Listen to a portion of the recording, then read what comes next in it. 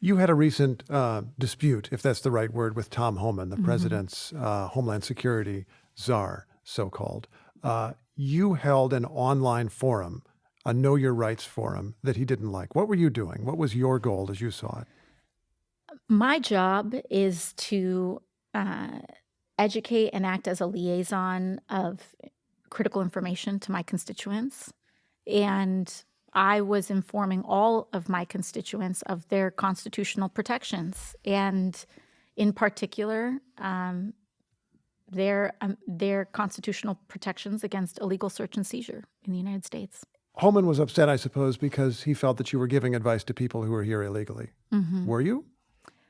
I was giving advice to all of my constituents. Yeah. He said he was going to report you, or even that he did reach out to the Department of Justice. Have you heard from the Department of Justice? I have not, and I intend on reaching out to the Department of Justice to inquire.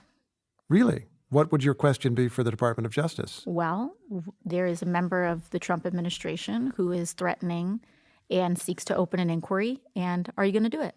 What would you learn? What do you hope to learn from that exchange? I think it's important to know where this administration stands and if they intend on using political intimidation to silence their critics. The interim U.S. attorney here in Washington, D.C., where we are, Ed Martin, has several times said he has reached out to specific Democratic lawmakers, such as Chuck Schumer, the Senate Democratic leader, to ask for clarification about various remarks that he regarded as threatening.